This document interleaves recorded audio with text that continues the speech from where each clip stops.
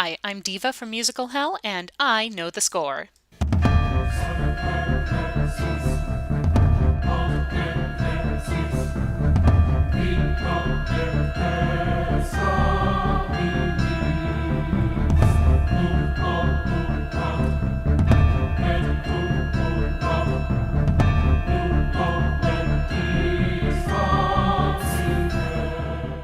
Show of hands, who's really excited for the live-action adaptation of Beauty and the Beast?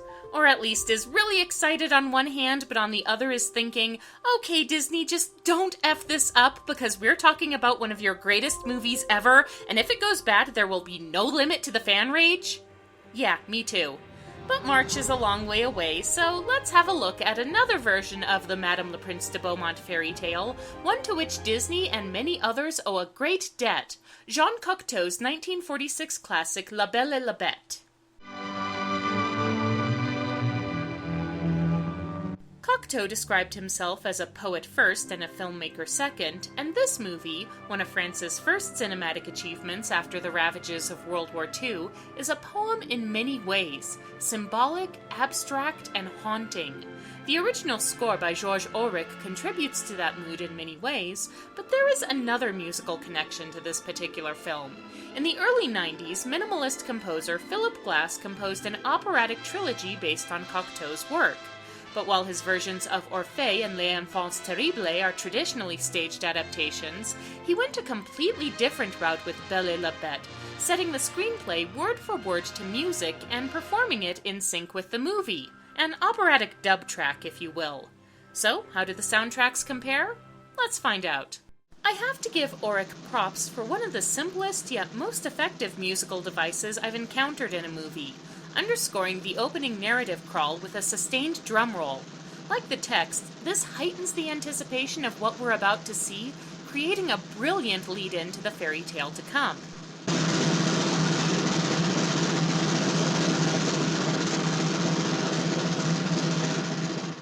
Much of the score has a classic fairy tale quality to it, with lots of trumpet fanfares and ethereal chorals. There's also a high contrast in Auric's score, going from high violins, woodwinds, and harp into dark bass tones at a moment's notice, highlighting the seemingly opposing forces embodied by the two title characters.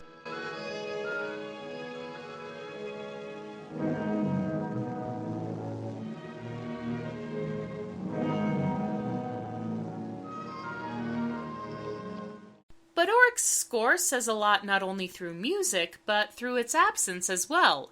The music is most prominent in the scenes where the beast's surreal world comes into play, emphasizing the dreamlike quality and eerie pantomime that dominates many of the scenes.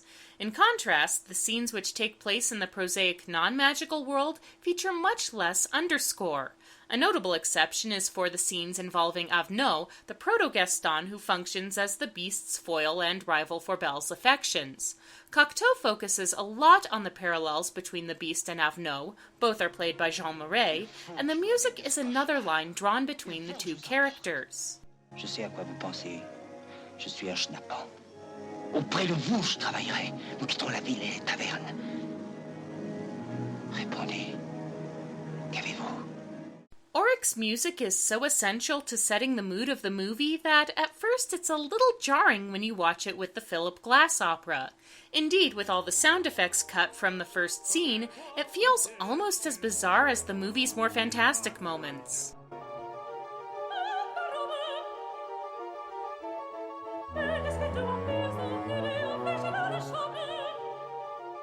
Nevertheless, Glass creates an intriguing counterpoint to Cocteau's imagery, with his minimalist motifs creating an aura of mystique. The flute and harp during the evocative scene where Belle first explores the castle are particularly well suited to the movie's most surreal sequence.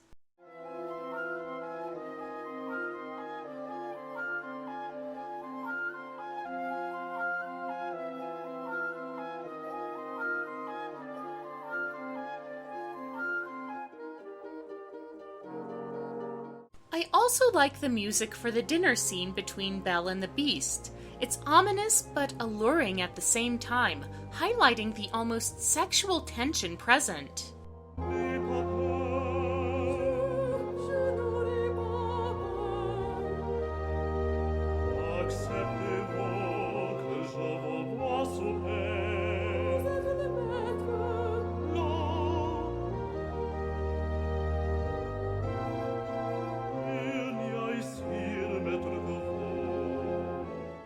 Oryx's music for this scene is also worth mentioning.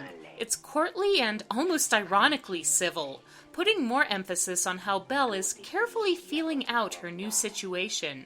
Je ne me trouve pas très à l'aise dans ces beaux atours, et je n'ai pas l'habitude qu'on me serve. Mais je devine que vous faites l'impossible pour essayer de me faire oublier votre laideur. As with any truly great movie, it's hard to imagine Belle et la Bête without Oryx's score, but the Glass Opera is an interesting interpretation and worth listening to. The Criterion Collection DVD includes it as an alternative track, so you can compare these different takes on this tale as old as time. I'm Diva, I know the score, and I'd like to leave you with one of my favorite curses ever.